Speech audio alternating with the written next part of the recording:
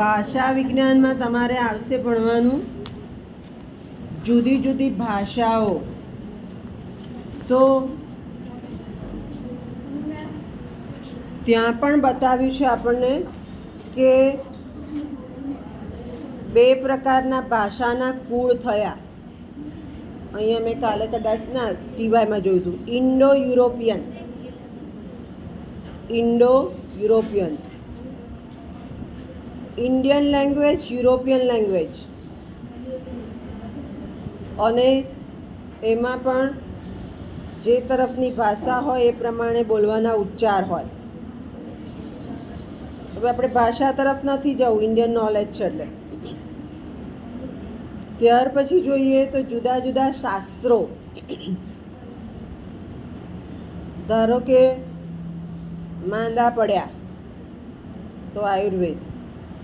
આ તમને બહુ શોખ છે. હમણાં મેં કીધું કે એને સાડી પહેરવી ગમે, કોને ડ્રેસ પહેરવો ગમે, તમે બધા તૈયાર થવા જાઓ બ્યુટી પાર્લરમાં તો ત્યાં પણ તમારી બધી થેરાપીઓ કામ કરે કે આ કરો ના કરો ના કરો. પછી સવારમાં ઘણા સૂર્ય નમસ્કાર કરતા હોય, યોગ કરતા હોય, યોગશાસ્ત્ર. આ બધા શાસ્ત્રોનો ઉલ્લેખ ક્યાં છે? સંસ્કૃત સાહિત્યમાં. પછી જુદા જુદા ભાગ પડ્યા. એટલે ઇન્ડિયન નોલેજ સિસ્ટમમાં સંસ્કૃત સાહિત્યમાં જુદી જુદી ભાષાઓ અને જુદા જુદા શાસ્ત્રોનો સમાવેશ થયો છે. અને એમાંથી આપણને આપણું નોલેજ જ નથી ખબર. ઇન્ડિયન કહીએ છીએ. પહેલાં વચ્ચે ચળવળ આવતી હતી કે ઇન્ડિયાની બદલે ભારત કરી નાખીએ. ભારત થઈ જવું જોઈએ. આમ તો આપણે ભારતીય કહેવાઈએ એટલે કરી નાખશે, પણ એના બધા કાયદા હોય ને. તો ભારતીય જ્ઞાન કયું છે, પરંપરા કઈ છે? તો આપણે ઘણીવાર ફરવા જઈએ છીએ ત્યારે જોઈએ છીએ લોથલ, મોહેન્જો દડો, પાટણ જાય તો પાટણની વાવ. આ બધું જોવાના સ્થળ તો છે, સાથે સાથે જ્ઞાનના સ્થળો છે.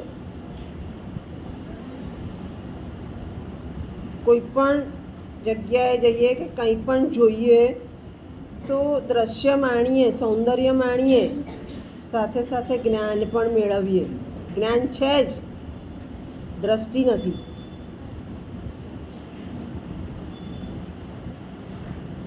મોહેન્જો દડો તો કદાચ પિક્ચર પણ આવ્યું હતું. ઋત્વિક રોશન હીરો હતો એમાં. જૂની પરંપરા પ્રમાણે કઈ રીતે જીવાય એ બતાવ્યું હતું.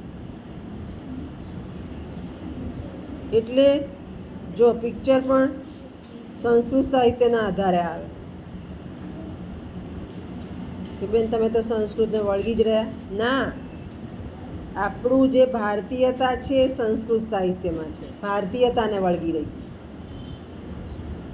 કઈ રીતે જીવવું, કઈ રીતે એને અમલમાં મૂકવું એ બધું જ સંસ્કૃત સાહિત્યમાં બતાવ્યું છે. નીતિ શતક જ જુઓ ને, એમાં જ બતાવ્યું છે કે માણસો કેવા હોય સમાજમાં. મારા ખ્યાલથી હું જીવીશ ત્યાં સુધી તો રહેશે, પછી આ પાછલી પેઢીને ખબર નથી. 51% સજ્જન છે જ હજી, 49 દુર્જન છે તો સામે. પણ પેલા 2 વધી જાય છે એટલે સમાજ ચાલે છે. 49 દુર્જન છે તો 51 સજ્જન છે એટલે સમાજ ટકી રહે છે. આ ટકવું ક્યાંથી? તો એની અંદર પ્રમાણિકતા હોય, નીતિ હોય, ગુણ હોય, આચાર વિચાર હોય.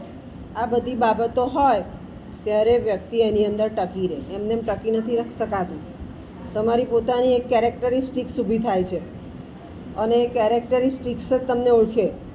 મને તમે મીના કે સંસ્કૃતના અધ્યાપક તરીકે ન ઓળખો, પણ નીતિ શતક સારું ભણાવ્યું હતું કે ખરાબ ભણાવ્યું હતું એ રીતે ઓળખો ભવિષ્યમાં. એટલે આપણી જે પરંપરા છે એ પરંપરા આખી ઇન્ડિયન નોલેજ સિસ્ટમમાં સમજાવી છે. એનું આવે ભારતીય જ્ઞાન પ્રણાલી. એનો ગુજરાતી અર્થ એવો થાય, પણ આપણે જે પેપરનું નામ આપ્યું છે હું વારે વારે બોલીશ તો સમજી જવાનું. ભારતીય જ્ઞાન પ્રણાલી. ભારતીય જ્ઞાન પ્રણાલીમાં આપણને ભણવાનું પણ શીખવાડ્યું છે. ગુરુ પરંપરા. આજે તમારે ગુરુ પૂર્ણિમા છે. નાલંદા એ બધી વિદ્યાપીઠો હતી. અત્યારે પણ અમુક વિદ્યાપીઠોમાં ચાલે છે કે ત્યાં જ તમારે રહેવાનું, ત્યાં જ ભણવાનું.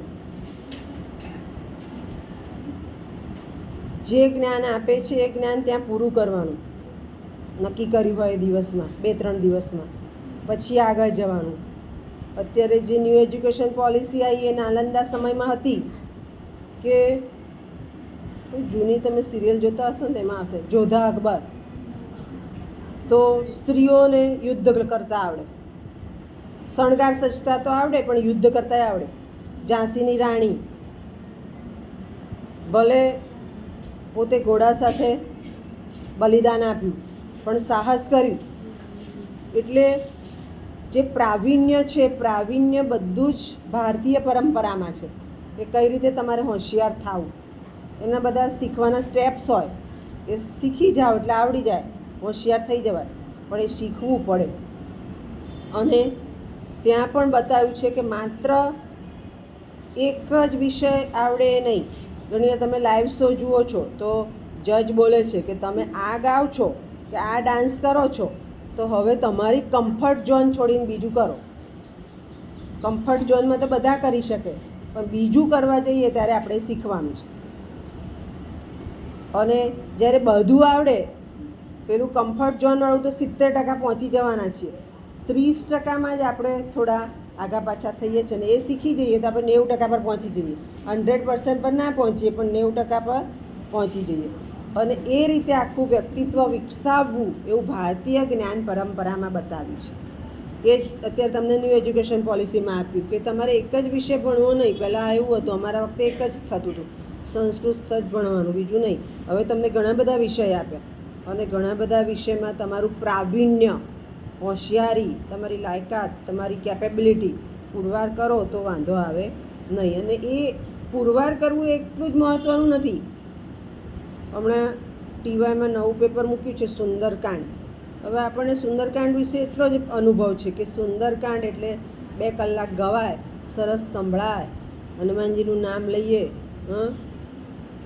પછી કાલે હું નેટ ઉપરથી શોધતી હતી ને એમાં એક અધ્યાયમાં બહુ સરસ બતાવ્યું છે કે હનુમાનજી છે એ દૂત બનીને આવે છે. દૂત, મેસેન્જર, આપણને બધાને ખબર છે. પણ હવે આને આધુનિક પરિપ્રેક્ષ્ય, હવે આજના જમાનામાં હું આખો દિવસ કયા કહું કે હનુમાન દોડ્યા ને હનુમાન આવ્યા, તો છોકરા કહેશે બેન હનુમાનને બંધ કરો. હવે કાં તો ઘણા હોશિયાર હોય તો કે આગળ શું થયું. તો ત્યાં આપણને બતાવે છે કે ચોક્કસ લીડરશિપ લો.